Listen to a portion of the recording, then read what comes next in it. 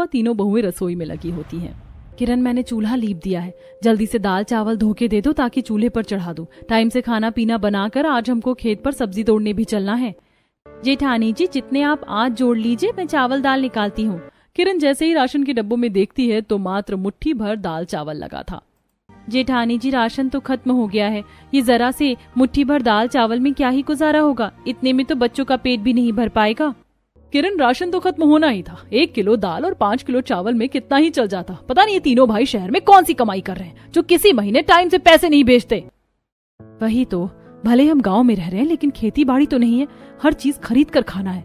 तीनों आपस में बात कर ही रही थी तभी मकान मालिक आ जाता है। अरे कहाँ हो तुम तीनों बेशरम लुगाइयो, निकलो बाहर। इसे कहते हैं कंगाली में आटा गीला होना। यहाँ पकाने के लिए रसोई में चुल्लू भर राशन नहीं, ऊपर से मकानदार किराया मांगने आ गया। आज फिर से मकानदार की 36 बातें सुननी पड़ेंगी।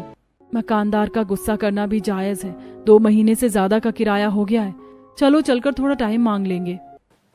तीनों बहुएं रसोई में से निकलकर बाहर आती हैं तभी उनकी गरीब सास कांता कहीं से गोबर के कंडे खरीद के लाती है। नमस्ते मकानदार जी। अरे तुम्हारा नमस्ते गया तेल लेने। तुम लगाइयों ने आज किराया देने की तारीख ले रखी थी, जल्दी से किराया निकालो। मकानदार, अभी हमारे पतियों ने शहर से पैसे नहीं भेजे हैं, वरना हम आपका किराया खुद आकर दे दें। हमें 2-4 दिन का और टाइम दे दीजिए। मकान मालिक गुस्से में तिल मिलाकर तीनों को खूब खरी खोटी सुनाता है। अरे तुम तीनों लगाइयों की जुबान का वैल्यू है कि नहीं? जब देखो तारीख व तारीख ही ले रही हो पिछले 2 महीने से। अरे तुम तीनों के पति शहर जाकर क्या कद्दू कमाई कर रहे हैं जो टाइम पर किराया भी नहीं दे सकते। नहीं दे सकते टाइम पर किराया तो खाली कर दो मेरा मकान। खुद को तो भर भर कर खाने पीने के लिए है, बस मेरा किराया देने के लिए नहीं है इनके पास। मकानदार जी, आप तो ऐसे बोल रहे जैसे मेरे बेटों ने मेरी बहू को भर भर कर खर्चा भेजा है और आपका किराया नहीं भेजा। अरे 2-4 दिन पहले ही बात करी थी, अभी उनके मालिक ने पैसे नहीं दिए, 2-4 दिन में पैसे भेजने वाले हैं। अगर 2-4 दिन में किराए का जुगाड़ नहीं हुआ तो बिना कहे मेरा मकान खाली कर देना। मकान मालिक कांता और उसकी तीनों बहुओं को धमकी देकर चला जाता है। वहीं अपने दरवाजे पर खड़ी सुषमा ताना मारती है। पता नहीं कैसे कैसे लोग हैं, जब तक मकान मालिक चौखट पर चढ़कर किराए के लिए जलील करके नहीं जाता तब तक मजाल है जो इन्हें शर्म आ जाए। फालतू की बोलबाजी करने की कोई जरूरत नहीं है सुषमा बहन। अरे मैंने कोई तुम्हारा नाम थोड़ी ना लिया है जो तुम्हें मिर्ची लग रही कांता। वैसे भी मैं तुम जैसे लोगों को मुंह लगाना पसंद नहीं करती हूँ। हाँ। सुषमा मुंह ऐंठ कर अंदर चली जाती है। वहीं कांता चौखट पर खड़ी कुड़कुड़ाती है। अमीरी और संपत्ति का कुछ ज्यादा ही घमंड चढ़ गया है सुषमा को। बैठे बैठे बेटे का सुख भोग रही है। इसका बेटा भी तो इसके कहने रहने में रहता है। गांव में ही समोसे कचौड़ी पकौड़े का रेस्टोरेंट खोल दिया है तो कितना फर्स्ट क्लास चल रहा है। हर जगह पैसे हैं, बस कमाने वाले में चाह होनी चाहिए। इन तीनों को तो बस शहर में जाकर कमाने की पड़ी थी। कांता अपनी तीनों बहू के साथ मकान के अंदर आती है जहाँ पूजा, चिंटू, नेहा खाली प्लेट लेकर खाना बनने के आस में बैठे थे। माँ, खाना बन गया तो मुझको जल्दी से दे दो। चिंटू बेटा, अभी घर में खाना नहीं बना है, रात की रोटी रखी है, नमक तेल लगा कर दे दूं, खाएगा? नहीं, मुझको रात की बासी रोटी नहीं खाना, मुझको गरम गरम ताजे चावल खाने हैं। बहू, और रात की बासी रोटी मुझको खाने को दे देना। बच्चों के लिए ताजा गरम चावल बना कर दे दो। माँ जी, रसोई में बड़ी मुश्किल से 1 मुट्ठी ही चावल लगा है, राशन बिल्कुल खत्म हुआ पड़ा है। बहू, राशन खत्म हो गया है तो तुम तीनों ने मुझको बताया क्यों नहीं? मुझको राशन का झोला लाकर दो, मैं लाला से उधार बाकी ले आऊंगी। नुपुर रसोई में से राशन की थैली लाकर कांता को देती है। दादी दादी, मैं भी आपके साथ दुकान चलूंगा, मुझको चीज दिलवा देना। अच्छा ठीक है, चल मेरा लाडला दुलारा पोता। चिंटू को ले जाता देख पूजा, नेहा मुंह लटका लेती है। दादी तो बस चिंटू को प्यार करती है और उसी को चीज दिलवाती है, हमको तो नहीं दिलाती। अरे मेरी दुलारी पोती, दादी तुम दोनों को भी खूब प्यार करती है। तुम दोनों भी साथ में चलो, तुम दोनों को भी चॉकलेट दिलवा दूंगी। तीनों बच्चे खुशी खुशी कांता के साथ बनिया की दुकान पर आते हैं जो कि बड़ी सी प्लेट में स्वादिष्ट डोसा खा रहा था। उसकी राशन की दुकान खूब चलती थी पर वह स्वभाव का बड़ा ही मक्खर और कंजूस था। वाह भाई वाह, ये डोसा तो खाने में बहुत ही बढ़िया लग रहा है, बड़े स्वाद की चीज है। जितनी दमदार इसकी सांभर वाली सब्जी बनी है उतनी ही ज्यादा चटक मटक इसकी चटनी खाने में लग रही है। एकदम पैसा वसूल डोसा बनाया है। तीनों बच्चे आंखें जमाकर बनिए को स्वाद लेकर डोसा खाते हुए देखने लगते हैं। यहाँ दीदी, पूजा दीदी, ये राशन वाले अंकल क्या चीज खा रहे हैं? देखने में तो बड़ी चटपटी लग रही है। हाँ, और खुशबू भी कितनी अच्छी सी आ रही है, पर पता नहीं है क्या चीज है। देखने में तो बड़ी सी रोटी जैसी लग रही है ना। मुझको तो ये बड़ी सी कड़क रोटी खाने के लिए लालच आ रहा है। तीनों को टुकुर टुकुर देखने पर कंजूस बनिया पिनक जाता है।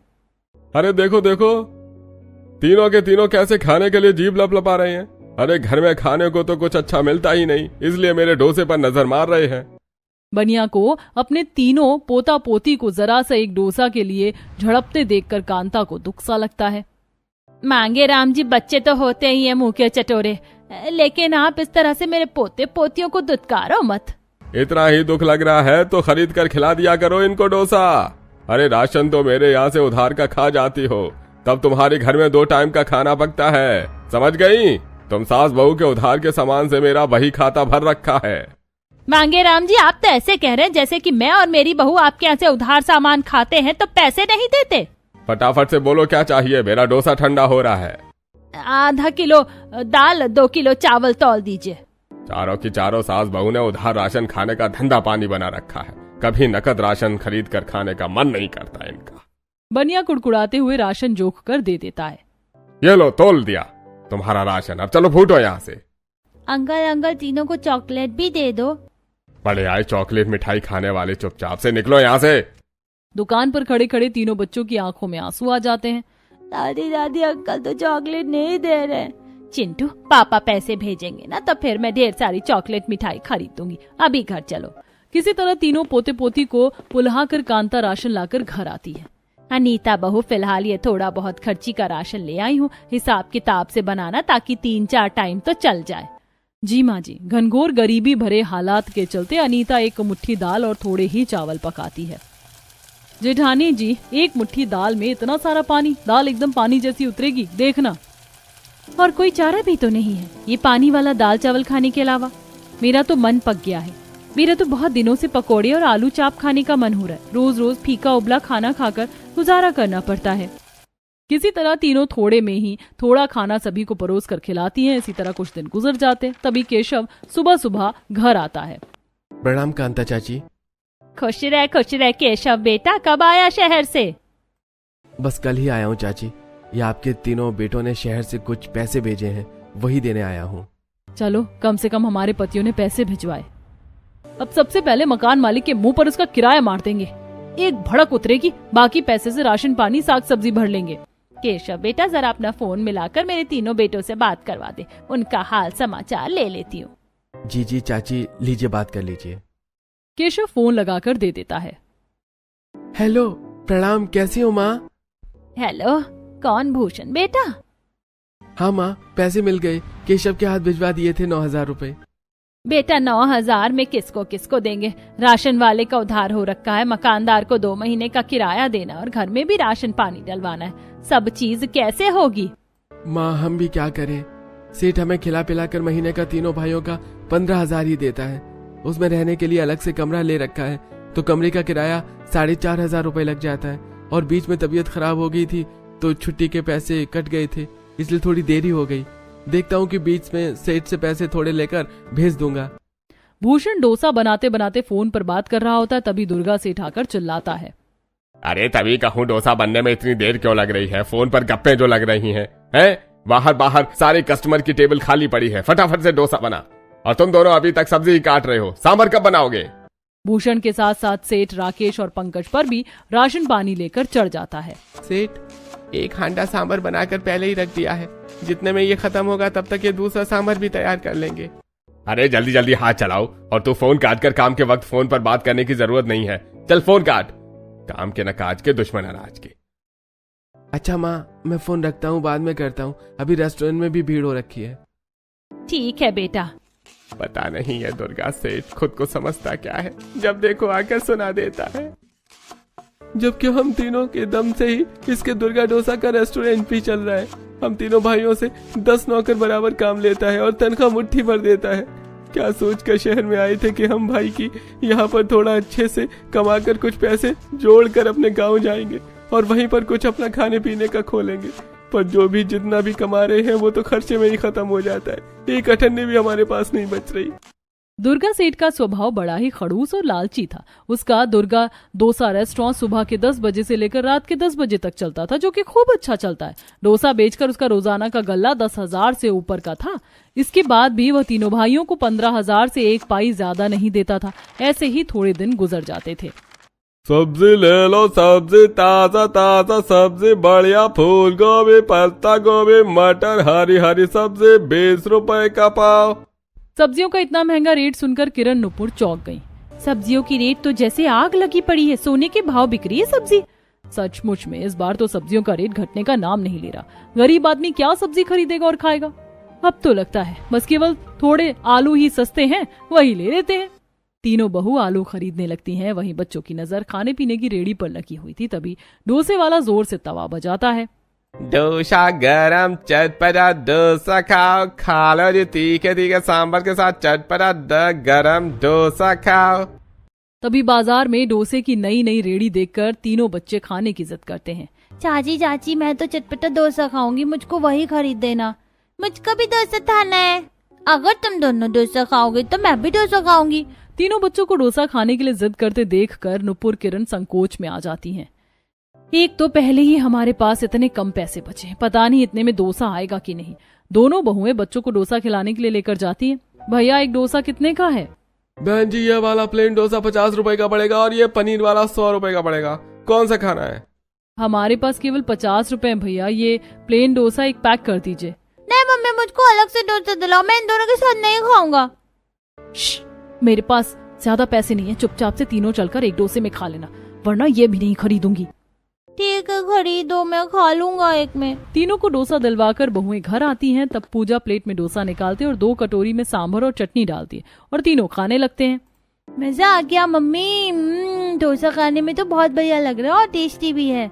अरे मंजली बहू, छोटी बहू, ये तुम दोनों ने तीनों को क्या खरीद के दिया है खाने को? माँ जी, ये डोसा है। हमारे पति शहर में यही डोसा बनाने के रेस्टोरेंट में तो काम करते हैं। शहर में लोग इसे खूब पसंद से खाते हैं और अब तो हमारे गांव के बाजार में भी एक डोसे वाले ने रेडी खोली है। 2-4 दिन में उसका भी ठेला जम जाएगा। बहू, खाने पीने की तो किसी भी चीज की रेडी लगा लो, जल्दी जम ही जाती है। अपनी पड़ोसन सुषमा के बेटे को देख लो, एक टाइम में पकौड़े समोसे कचौड़ी रेडी पर रखकर ही तो बेचता था और आज रेस्टोरेंट खोलकर बैठा है। और अब तो पहले जैसा स्वाद भी नहीं है, एकदम कच्चे कच्चे पकौड़े बेचता है, फिर भी लोग खाते हैं क्योंकि पकौड़े थोड़े तीखे और चटपटे बेचता है। यह सुनकर तीनों बहू के दिमाग में ख्याल आता है, माँ जी, अगर हमारे पति चाहें तो वो भी गांव में डोसे की दुकान खोले तो अच्छी चलेगी। बाकी हम उनका हाथ बंटवा देंगे। अनीता शहर में तीनों भाइयों को फोन मिलाती है और इस बारे में राय सलाह करती है। अनीता, तुम्हारी बात ठीक है, लेकिन खाने पीने का व्यापार जमते जमते जमता है और सबसे जरूरी तो पूंजी है, उसका जुगाड़ कहाँ से करेंगे? अजी, 1-2 महीने आप तीनों भाई वहाँ पर जो कमाएंगे वो पैसे जोड़ लीजिए, हमें खर्च मत भेजिए, हम यहाँ पर चला लेंगे। अब शहर में तीनों भाई डोसे की दुकान खोलने के लिए पैसे जोड़ने लगते हैं। वहीं बहुएं गांव में कुछ दिन खेतों में सब्जियां तोड़ने का काम करती हैं, जिससे खेतीहर कई बार उनको कुछ खराब सब्जी भी दे देते, जिसमें से तीनों खाने लायक सब्जियों को बनाती और खराब सब्जियों के बीजों को आंगन में क्यारी बनाकर बो देती है, जैसे कि बैंगन, पेठा, बीन्स। 1-1.5 महीने में ही वह खूब घनी बेल पकड़ लेती है और उसमें ताजी ताजी सब्जियां आने लगती हैं। माँ जी देखिए, हमारी बेल वाली सब्जियों में से कितना बड़ा सीताफल टूटा है, इसकी सब्जी तो बहुत ही बढ़िया बनेगी। और ये देखो, आज हमारी सब्जी की क्यारी से कितना सारा बैंगन भी निकला है। पता है, मैंने उस दिन देखा था, सांभर वाले ने सब्जी में बैंगन, पेठा, सहजन और बहुत सारी सब्जियां डाल रखी थी। अगर हम लोग डोसा सांभर का व्यापार करेंगे तो कुछ सब्जी तो हमारे घर की खेती में से निकल जाएगी। इसी तरह 2-3 महीने गुजर जाते हैं और तीनों के पति शहर से पैसे जोड़कर गाँव जाते हैं। प्रणाम, कैसी हो तुम? प्रणाम, कैसी हो माँ? सदा खुश रहो मेरे बच्चों, तुम तीनों आ गए, अब मैं बिल्कुल खुश हूँ। चिंता मत करो माँ, इस बार हम शहर नहीं जाएंगे बल्कि गांव में ही रहकर काम करेंगे। चाचा पापा, आपको तो चटपटी सांभर डोसा बनाना आता है, आप हमको सांभर डोसा बनाकर खिलाओगे ना? मुझको बहुत पसंद है। हाँ हाँ बेटा, जरूर खिलाऊंगा। शहर में लोगों को बनाकर खिलाते थे तो अपने परिवार को क्यों नहीं खिलाएंगे सांभर डोसा? बच्चों के सांभर डोसा बनाने की फरमाइश पर पंकज बाजार से सांभर में लगने वाली कुछ सब्जियों को खरीद कर लाता, जैसे कि सहजन, टमाटर, मिर्च, कड़ी पत्ता और कुछ मसाले। वहीं कुछ ताजी सब्जियां 3 बहू के घर के क्यारी में से निकल जाती है, जैसे कि बैंगन, सीताफल वगैरह। अनीता, ये चावल दाल फूल गए हैं, इसे सिलबट्टे पर पीस दो और अच्छे तरीके से फेंट देना ताकि डोसा अच्छा बने। तब अनीता सिलबट्टे पर बारीक बारीक चावल को पीस कर उसे अच्छे तरीके से फेंट लेती है। वहीं बाकी दोनों बहू अपने पतियों के साथ सांभर बनाने के लिए सब्जियां कटवाते हैं। हाँ जी, ये लीजिए, मैंने डोसे का चावल पीसकर अच्छे से फेंट दिया है, ये लीजिए। तब भूषण चूल्हे पर तवा रखकर भर कर डोसे के मिश्रण को डालता है और उसे खूब दूरी में फैला देता है और उसे थोड़ी देर पकने के लिए छोड़ देता है। अजी, आप इतनी देर का डोसा डाला है, पलट दीजिए नहीं तो जल जाएगा। बिल्कुल नहीं चलेगा, अगर डोसा तुरंत पलट दोगी तो खराब हो जाएगा। डोसा को करारा करने के लिए दोनों साइड से खूब अच्छे से सेकना पड़ता है। आप पलटेंगे। अनीता भूषण के एक डोसा बनाने पर ही देखा देखी सीख लेती है और अगला डोसा खुद से बनाती है, जो कि काफी अच्छा उतरता है। अजी, ये देखिए, मैंने ठीक से बनाया ना डोसा। अरे बिल्कुल फर्स्ट क्लास डोसा बनाया है तुमने। अजी, ये लीजिए, सारी सब्जी कट गई, अब क्या करना है? तुम केवल ये सारा मसाला पीस कर तैयार कर दो, तब तक हम सब्जी छोंकते हैं।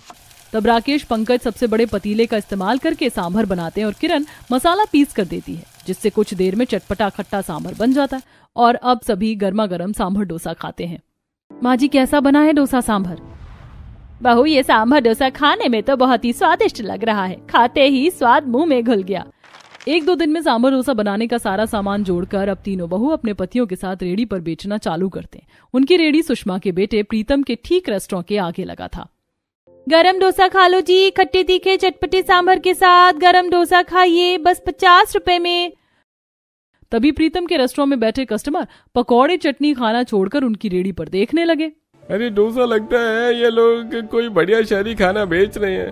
क्यों ना आज कुछ नया स्वाद चखा जाए। अच्छा, तुमने तो मेरे मुंह की बात छीनी। देखो ना, देखने में कितना चटक मटक लग रहा है, मेरे मुंह में तो पानी आ रहा है। चलो चलते हैं। दोनों पति पत्नी कुर्सी से उठकर चले जाते हैं। तभी प्रीतम, अरे कहाँ जा रहे हो आप लोग? पकौड़े तो खाकर जाइए। कुछ खास स्वाद नहीं है तुम्हारे पकौड़े में, ना बढ़िया से मिर्च मसाला लगाया, ना एकदम फीके और बकवास पकौड़े बने। चलो जी। हाँ ठीक है, किसी ने ठीक कहा है, कुत्तों को घी हजम नहीं होती। मेरे पकौड़े में अगर स्वाद नहीं होता तो ऐसे थोड़े ना मेरे रेस्टोरेंट में खचाखच खाने वालों की भीड़ लगी होती। प्रीतम अपने पकौड़े कचौड़ी पर ऐंठ खा ही रहा था, तभी बाकी सब भी उठकर चल देते हैं। यार चारू, आज के समोसे का टेस्ट काफी बुरा सा नहीं लगा है, आलू भी कच्चे और मैदा भी। चल चल कर डोसा ट्राई करते हैं। जरा सुनिए, 2 डोसा लगा दीजिए। जी, कौन सा डोसा लगाएं आप? प्लेन डोसा, पनीर डोसा या आलू वाला फिलिंग डोसा? अरे बाप रे, डोसे में भी इतनी वैरायटी। ऐसा कीजिए, आप एक पनीर डोसा लगा दीजिए और एक आलू वाला डोसा। दोनों बहू फटाफट से तवा गरम करती हैं और डोसे का मिश्रण तवे पर खूब अच्छे से फैला लेती हैं और बड़ा सा डोसा बनाते हैं। किरण, तुमने मिश्रण को कुछ ज्यादा ही फैला दिया। देखो, ये डोसा 1 से 2 फुट का बना है। ये तो अच्छी बात है, डोसा जितना पतला बने उतना ही करारा लगता है खाने में। दोनों लड़कियां बड़े चाव से डोसा खाती हैं और खूब तारीफ करती हैं।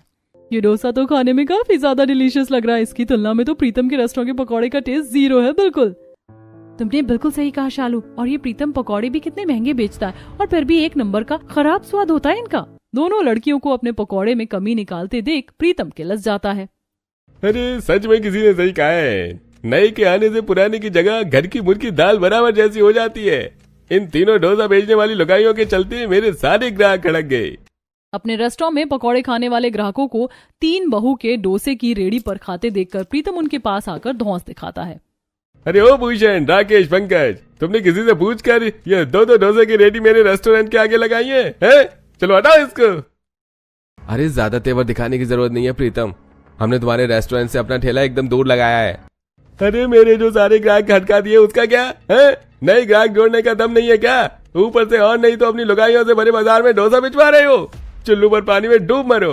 प्रीतम की टौनबाजी करने पर तीनों बहू भड़क जाती हैं। अरे हम मेहनत करके कमा रहे हैं। आजकल की औरतें मर्दों से कंधे से कंधा मिलाकर चल रही हैं, आसमान तक पहुंच गई हैं, तो हम तीनों डोसा क्यों नहीं बेच सकते?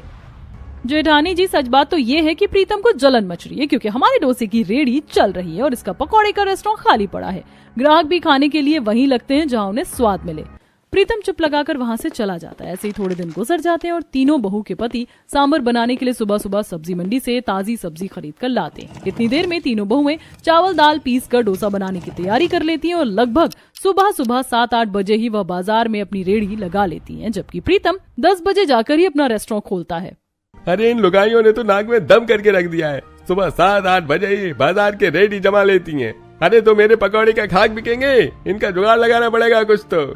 जलनखोर पकौड़े वाला प्रीतम अब अपने रेस्टोरेंट में हर चीज समोसे कचौड़ी पकौड़े का साइज बढ़ाकर बड़े बड़े बनाकर बेचने लगता है। खा लो जी चटपटा गरम फुल प्लेट साइज पकौड़ा 20 के 5 चटनी के साथ। 20 रुपए में बड़े साइज के पकौड़े बेचते देखकर अब ग्राहक खींचे चले आते हैं। अरे क्या बात है प्रीतम भाई, 20 रुपए में इतने बड़े बड़े पकौड़े खिला रहे हो? तब तो 20 रुपए के पकौड़े में नाश्ता पानी करके पेट भर जाएगा। लगाना 20 रुपए के पकौड़े जरा। अभी लो भैया 20 रुपए के पकौड़े। वैसे तो इतने सस्ते पकौड़े बेचकर मुझको घाटा खाना पड़ेगा, लेकिन ग्राहकों से बढ़कर क्या है भाई। प्रीतम अपनी चिकनी चुपड़ी बातों से ग्राहकों को ठगता है। अरे इन ग्राहकों को थोड़ी ना पता चलेगा कि इतने बड़े साइज के पकौड़े में आता है और डालडा लगा कर बना रहा हूँ। 20 रुपए में बेसन के पकौड़े थोड़े ना खिलाऊंगा। बड़े बड़े पकौड़े 20 रुपए में खाने के लिए मिलने के चक्कर में ग्राहक स्वाद पर खास ध्यान नहीं देते और भर भर के पकौड़े खाते। वहीं तीनों बहू का डोसा खाने के लिए इक्के दुक्के ग्राहक जाते। पिछले 1 हफ्ते से हमारा बनाया सारा सौदा बचकर घर जाता है। इस 1 हफ्ते में हमारा इतना सारा सामान खराब हुआ है कि पूंजी भी टूट गई है। मैं तो कहता हूँ अब हम डोसा बेचना छोड़ देते हैं और वापस से शहर जाकर ही कमाएंगे। अजी आप लोग कैसी बातें कर रहे हैं? आप तीनों भाइयों को कमाने के लिए परिवार से दूर शहर जाने की जरूरत नहीं है और हम तीनों बहुएं डोसा बेचने अभी बंद नहीं करेंगी। बस हमें थोड़े बदलाव की जरूरत है। नुपुर तुम क्या कह रही हो? मेरी तो कुछ समझ में भी नहीं आ रहा।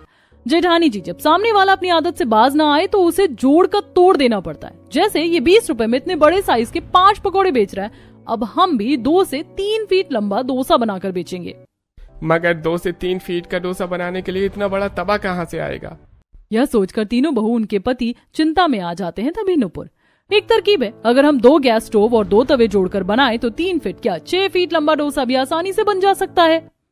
बस तवे किनारे वाले नहीं बल्कि समतल होने चाहिए। ऐसा तवा मैं बना दूंगा। राकेश कबाड़ी वाले के यहाँ से कुछ खराब बर्तनों को खरीद लेता है और उनको पीट पीट कर पतले चादर करके बड़ा सा तवा बना लेता है, जिस पर अगले दिन तीनों बहू 3 फीट लंबा चौड़ा डोसा बनाकर बेचने लगती हैं। आइए आइए, बढ़िया 3 फीट लंबा चौड़ा तवा डोसा खाइए जी, भरकर सांभर और चटनी के साथ। तीनों बहू का 3 फीट लंबा अनोखा डोसा खाने के लिए लोग उनके यहाँ चले आते हैं। अरे बहन जी, 3 फीट लंबा डोसा। अनीता ने तवे पर थोड़ा तेल छिड़का और खूब सारा भरकर मिश्रण उस बड़े तवे पर फैलाकर 3 फीट लंबा चौड़ा डोसा बनाकर तैयार कर दिया, जिसे खाकर ग्राहक ने उनकी खूब बड़ाई की, प्रीतम के पकौड़े की बुराई भी। और ये वाह बहन, तुम्हारा ये 3 फीट लंबा चौड़ा डोसा तो और भी ज्यादा शानदार स्वाद का लग रहा है खाने में। और ये प्रीतम तो बड़ा घपलेबाज है, हम ग्राहकों को आटे और डालडे के बने पकौड़े खिलाता था। 20 रुपए में 1 पीस पकौड़ा खाते हैं, मुंह भरकर डालडा चिपक जाता था। ये सुनकर प्रीतम गुस्से में पिनकते हुए बोला, हाँ, मैं तो डालडा का पकौड़ा बनाकर खिलाता था और ये तीनों तो जैसे तुम्हें प्योर घी में डोसा बनाकर खिलाती हैं। मिलावट तो ये भी करती है ना। हम कोई मिलावट वाला डोसा ना तो बनाते हैं ना बेचते हैं। अरे ठीक है, फिर मेरी आंखों के सामने 6 फीट लंबा चौड़ा डोसा बनाकर दिखाओ।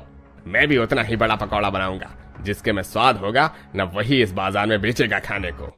ठीक है, हमें मंजूर है। अगले ही दिन तीनों बहुएं 6 फीट लंबा चौड़ा डोसा बनाने का सारा सामान लगभग ग्राहकों के आगे तैयार करती हैं। वहीं दूसरी तरफ प्रीतम आटे का मिलावट वाला बेसन पकौड़े में इस्तेमाल करता है और खराब गले प्याज और सब्जी भी लगाता है और सबसे सस्ते रेट का रिफाइंड इस्तेमाल करके 5 फीट लंबा पकौड़ा बनाता है, जिसे चखते ही ग्राहकों ने मुंह भींच लिया। अरे ये कैसे पकौड़े बनाए हैं तुमने? अच्छे से सिझाया भी नहीं है, अंदर से बिल्कुल कचर कचर लग रहे हैं। वहीं तीनों बहुएं 3 अलग अलग बड़े डोसा बनाकर उन्हें एक साथ जोड़कर 6 फीट लंबा चौड़ा डोसा बनाकर चटनी और सांभर के साथ ग्राहकों को देती हैं। वाह, इतना बड़ा डोसा बनाने के बावजूद भी कितना बढ़िया स्वाद है, इसे मजा आ गया खाकर। आखिर में 3 बहू के 6 फीट लंबे डोसे की वाहवाही होते देखकर प्रीतम हार मानकर अपनी कचौड़ी पकौड़े का रेस्टोरेंट बंद कर देता है। अब तीनों बहू उसी में 6 फीट लंबा डोसा बनाकर बेचने लगती हैं, जिसे खाने के लिए लोगों की खूब लंबी लाइन लगी रहती है और उनके पति डोसा होम डिलीवरी का काम करते हैं। डोसा बेचकर उनकी गरीबी दूर हो जाती है।